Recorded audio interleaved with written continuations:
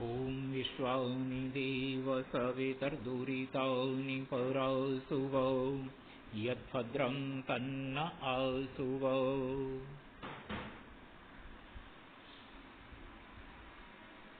मित्रों, अभिज्ञान शाकुंतल की इस कक्षा में द्वितीय वर्ष के आप सभी छात्रों का स्वागत है। अभिज्ञान शाकुंतल का प्रथम अंक अपन पढ़ रहे हैं। कल तक हम सब ने यहाँ तक पढ़ा था कि राजा हिरण का पीछा करते हुए और ये कह रहा है कि देखो कितनी तेज गति से घोड़े दौड़ रहे हैं कि कोई भी चीज क्षण भर में बहुत पास में आ जाती है और कोई भी चीज क्षण भर बाद बहुत दूर हो जाती है। ऐसी स्थिति में और वो अंतिम वाक्य कहता है, सारथी देखो बस अब ये क्षण भर बाद ही मरने वाला है। ऐसा करके वो अपना धनुष बाण उठाता है। इसी बीच में आज जो हम सब मिलकर के पढ़ रहे हैं वो है नेपथ्य। पर्दे के पीछे से आवाज आती है, भो भो राजन आश्रम मृगोयम नाहंतव्यो नाहंतव्य। राजन ये आश्रम का मृग है, इसे मत मारिए मत मारिए, ये मारने योग्य नहीं है। सूत सारथी आकर्ण्य अवलोके च, उसको सुनता है और सुन करके देखता है और राजा से कहता है, आयुष्मान अस्य खलु ते वाणपथवर्तिनः कृष्ण सारस्यांतरे तपस्विनः उपस्थिताः। महाराज आपके और आपके द्वारा जो आपके वाण का रास्ता बना हुआ है, अर्थात आप जिस पर वाण चलाना चाहते हैं, इस हिरण दोनों के बीच में तपस्विनः उपस्थिताः, तपस्वी उपस्थित हो गए। अर्थात आपने अगर बाण चला दिया तो वो हिरण को लगे न लगे, लेकिन जो तपस्वी हैं उनको लगेगा। इसलिए ये आप थोड़ा सा ध्यान रखो। राजा ससब्रम तेन ही प्रगृह्यन्ताम वाजिनः, तो फिर घोड़ों को रोको। सूत तथा इति रथम स्थापयति, ठीक है महाराज आप जैसा कहते हैं ऐसा करके रथ को वो रोक देता है। तथा प्रविशति आत्मना तृतीयो वैखानस, उसी समय पर वैखानस दो अपने साथियों के साथ रंगमंच पर प्रवेश करता है, दिखाई देता है। वैखानस हस्तम उद्यम, हाथ उठा करके कहता है, राजन आश्रम मृगोयम न हंतव्यो न हंतव्य। जो बात पर्दे के पीछे से आवाज सुनाई दे रही थी अब वो स्पष्ट रंगमंच पर दिखाई भी दे रही है और सुनाई भी दे रही है। वैखानस कह रहा है कि महाराज ये आश्रम का मृग है, इसको नहीं मारना चाहिए, नहीं मारना चाहिए। और वो इसी बीच एक पद्य पढ़ता है, तत्साधुकृत संधानम प्रतिसंहर सायकम आर्तत्राणाय वह शस्त्रम न प्रहर्तुम अनागति। तो आप अच्छी तरह से जिसका संधान कर लिया है ऐसे अपने धनुष को प्रतिसंहर उतार दीजिए।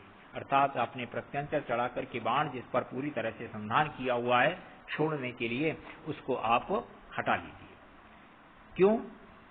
क्यों हटाना है? इसलिए कि आर्त त्राणाय व शस्त्रम, आपका जो शस्त्र है, हथियार है, ये आर्तों की रक्षा करने के लिए, दीन दुखियों की रक्षा करने के लिए, न प्रहर्तुम अनागसी, निरपराध व्यक्तियों पर, निरपराध प्राणियों पर प्रहार करने के लिए नहीं है। वैखानस राजा को स्पष्ट संकेत दे रहा है कि आप अपने चढ़ाए हुए हिरण को मारने के लिए जो आपने प्रत्यंचा चढ़ा रखी है उस प्रत्यंचा को उतार दीजिए, क्योंकि आप जैसे लोगों का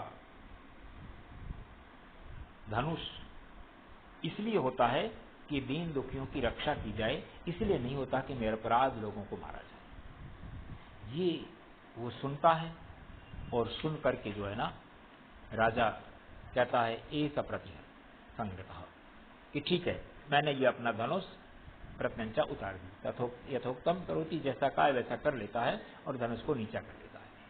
वैखानस कहता है, सदृशम एतत् पुरुवंश प्रदीपस्य भवतः, पुरुवंश के प्रदीप, यानी पुरुवंश में आपका जन्म हुआ है, आप पुरुवंश के कुल दीपक हैं, आपके लिए बिल्कुल ये ठीक है। आपके राजे महाराजे, आपके पिता प्रपिता ये सब कुछ करते रहे हैं, उसके अनुरूप आपने बिल्कुल ठीक किया है। और फिर एक पद्य कहता है, जन्मयस्य पुरोर्वंशे युक्त रूपम इदम तव पुत्रम एवं गुणोपेतम चक्रवर्तिनम आवापनु। जन्मयस्य पुरोर्वंशे, यस्य जिसका, जिसका मैंने आपका पूर्व वंश में जन्म हुआ है, युक्तम रूपम इदम तव, आपका यह रूप उपयुक्त ही है। यानी आपकी वंश परंपरा में, आपके पूर्वजों में ऐसा होता रहा है कि वो हमेशा दीन दुखियों की रक्षा करते रहे हैं, निरपराधों पर उन्होंने हथियार कभी नहीं उठाया है। और ऐसा सुनकर के आपने अपने हथियार को जो नीचे रखा है वो बिल्कुल ठीक किया है, आपके अनुरूप है। पुत्रम एवं गुणोपेतम, इसी प्रकार के गुणों से युक्त और चक्रवर्ती पुत्र को आप प्राप्त करो, ये आशीर्वाद भी वैखानस साथ में दे रहा है। मैंने पूर्व परंपरा की बात कह करके आशीर्वाद के रूप में ये वाक्य बोलता है कि आप अपने तरह के ही, अपने पूर्वजों के गुणों के समान ही गुणों से युक्त, चक्रवर्ती लक्षणों से युक्त पुत्र को भी प्राप्त करो।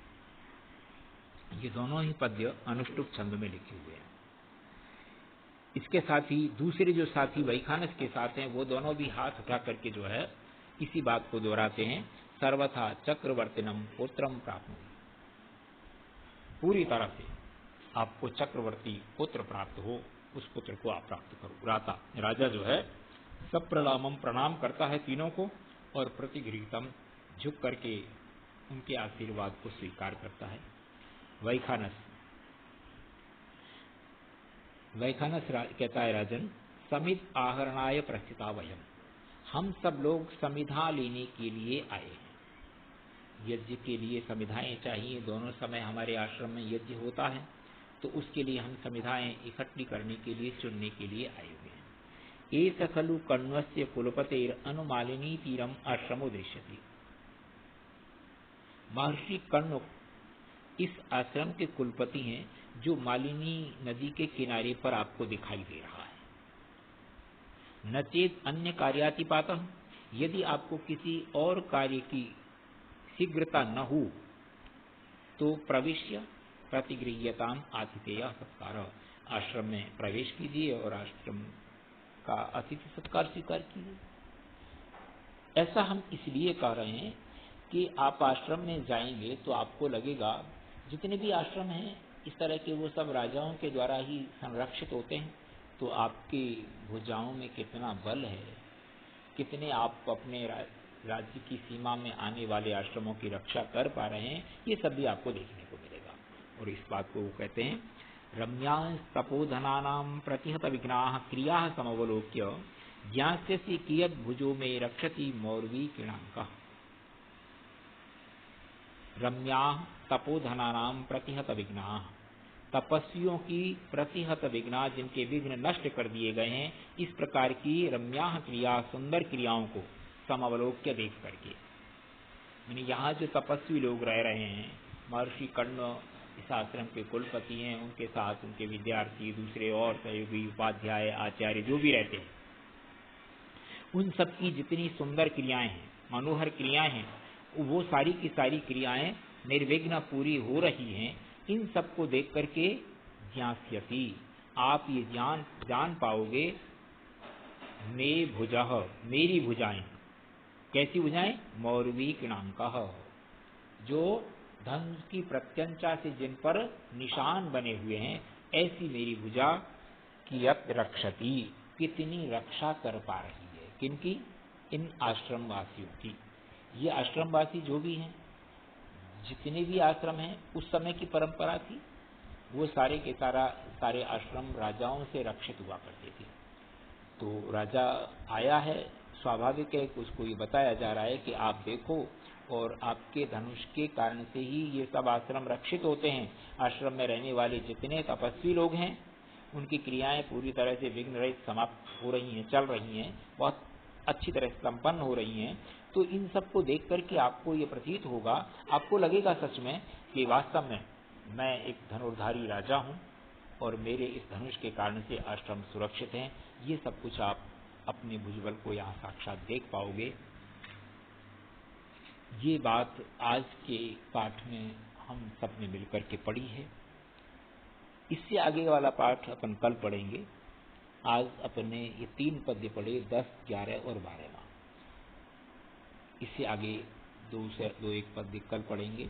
तो मित्रों, मैं ये निवेदन करता रहा हूँ, पुनः कर रहा हूँ पुस्तक आपके पास नहीं है तो ले लीजिए, पुस्तक लेकर के ही बैठ कर के पढ़ना प्रारंभ करेंगे। माना कि वीडियो के माध्यम से मूल पाठ भी आपके पास भेजा जा रहा है लिख करके, लेकिन पुस्तक होगी और सरलता रहेगी, हर दृष्टि से सरलता रहेगी।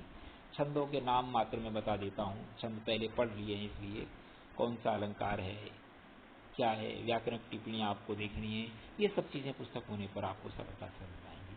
कोई प्रश्न भी अगर आपके मस्तिष्क में है जिसको आप बाद में पूछ सकते हैं डाल करके वीडियो पर, तो वो सब भी आप पुस्तक में पढ़ने के बाद कर पाएंगे। तो आज का पाठ अपन यहीं समाप्त करते हैं। धन्यवाद।